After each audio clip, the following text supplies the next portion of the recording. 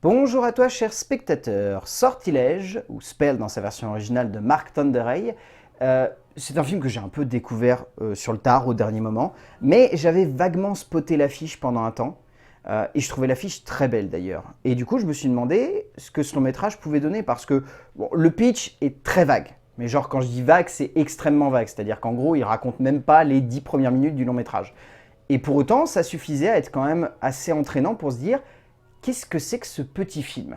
Le résumé pour faire simple, Marquis est un homme d'affaires qui a plutôt réussi sa vie, mais qui la privilégie un peu trop par rapport à sa famille.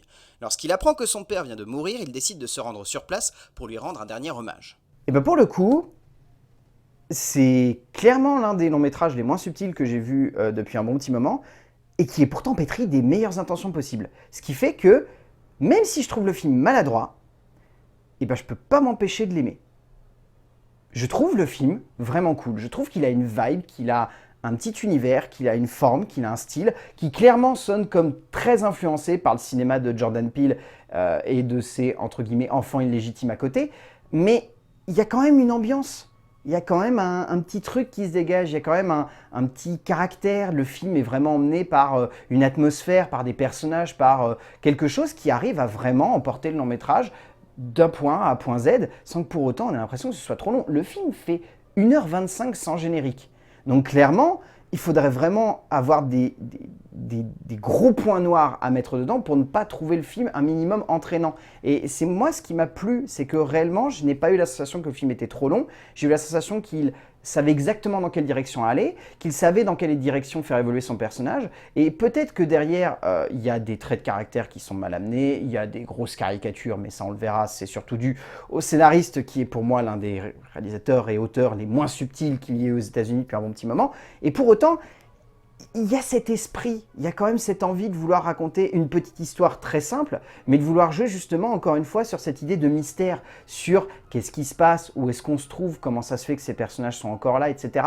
Et c'est ça en fait qui a réussi à emporter le film, qui réussit à faire que même si on va trouver des grosses maladresses, eh ben, Sortilège reste quand même un film qui a son petit univers et suffit à nous emporter dans cet univers durant une petite heure 25. Les concepts autour de la communauté afro-américaine et de ses traumas donnent souvent lieu, en tout cas de nos jours, à des œuvres sortant clairement de l'ordinaire, offrant un œil nouveau sur ce que cette communauté a traversé au cœur de l'histoire américaine, même si cela n'est pas toujours raconté subtilement. Après un long passage par le petit écran, Mark Tonderay revient à la réalisation d'un long métrage pour un projet assez ambitieux, se posant comme une œuvre à mi-chemin entre Antebellum et Get Out, mais avec clairement moins de subtilité et de profondeur, mais une certaine efficacité dramatique et narrative qui emporte l'œuvre vers un ensemble se tenant tout de même assez bien. En termes d'écriture, donc, c'est Kurt Wimmer qui s'est occupé de l'écriture. Et Kurt Wimmer, je vais vous citer deux films qu'a écrit et réalisé Kurt Wimmer, et je pense que ça suffira à vous faire comprendre à quel point Kurt Wimmer est parfois très maladroit. C'est le scénariste et réalisateur de Equilibrium et Ultraviolet. Voilà. Donc, ok, Equilibrium est cool en termes de mise en scène, mais clairement qu'on se le dise, les deux films sont écrits avec les pieds. Et Sortilège est peut-être un des scénarios que Kurt Wimmer a le mieux écrit depuis un bon petit moment.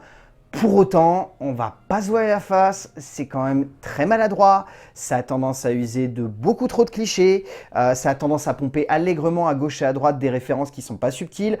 On mettra de côté Antebellum, parce que je pense que les deux films ont dû être écrits quasi en même temps, mais clairement Get Out est présent. Est beaucoup trop présent dans l'écriture de Kurt Wimmer, à tel point que vraiment il y a des instants où on se dit que c'est très grossier, que c'est mal amené, et c'est dommage parce que le vaudou est quelque chose d'assez mystérieux pour pouvoir créer du mystère autour. Et ce qui est dommage, c'est que Kurt Wimmer ne crée quasiment aucun mystère autour du vaudou. Il choisit vraiment d'amener ça comme un gimmick de conception de personnage, un truc qui fait un peu peur, et c'est tout. Et derrière, il amène pas grand chose de plus. Et je trouve ça dommage parce que réellement, il aurait pu approfondir un petit peu plus cela, apporter un petit peu plus d'ambiguïté aux personnages secondaires, faire en sorte de créer beaucoup plus de mystère, parce que réellement, niveau mystère, c'est un peu plat.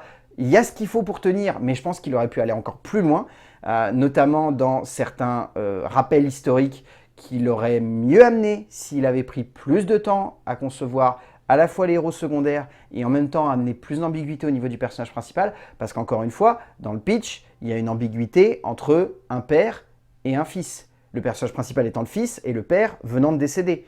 Et à partir de ce moment-là, tu peux créer réellement une profondeur.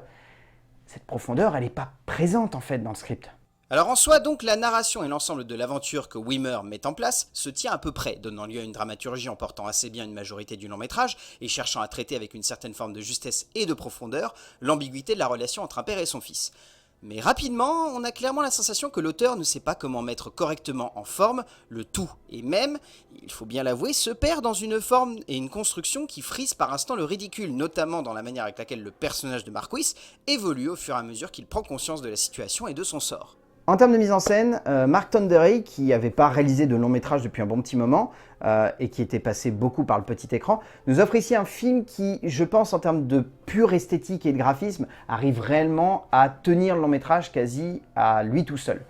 Parce qu'on sent que l'auteur s'est vraiment investi pour faire en sorte que le spectateur rentre dans cet univers. Ce qui est extrêmement compliqué lorsqu'on a un scénar comme celui qu'a écrit Kurt Wimmer, qui a vraiment des énormes sabots, qui n'est jamais subtil dans les différents aspects de son évolution et qui passe son temps à utiliser des gimmicks qui parfois sont très usités. Et pour autant, je trouve que Tonderay arrive réellement à jouer sur l'ambiguïté de certaines scènes, à jouer sur l'impact du graphisme, une certaine violence qui n'est jamais amenée de manière outrancière à l'écran. C'est une violence qui cherche réellement à impacter le spectateur et qui, je trouve, arrive à donner quelques frissons. Je dois avouer que ce clou m'a donné des grands moments de grincement de dents et que j'étais pas bien quand je voyais ça. Et pour autant, ça n'est jamais amené à la truelle, c'est toujours amené de manière plus ou moins nuancée et ça permet du coup de faire en sorte que tout ce qui se passe à l'écran ne soit pas trop téléphoné.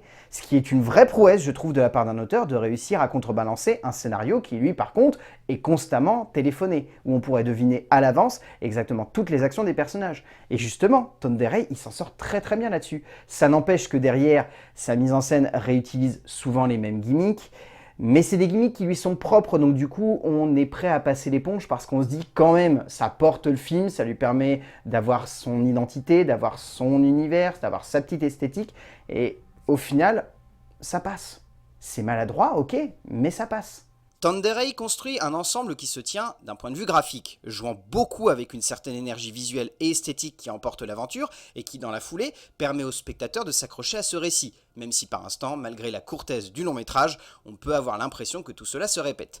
Au fond, le cinéaste américain développe juste ce qu'il faut de narration visuelle et de profondeur graphique pour faire ressortir une grande majorité de la puissance émotionnelle de cette aventure, qui permet à ce tout de résonner comme un ensemble emportant le spectateur dans un torrent de péripéties et jouant surtout sur une tension dramatique prenant l'ensemble du long métrage.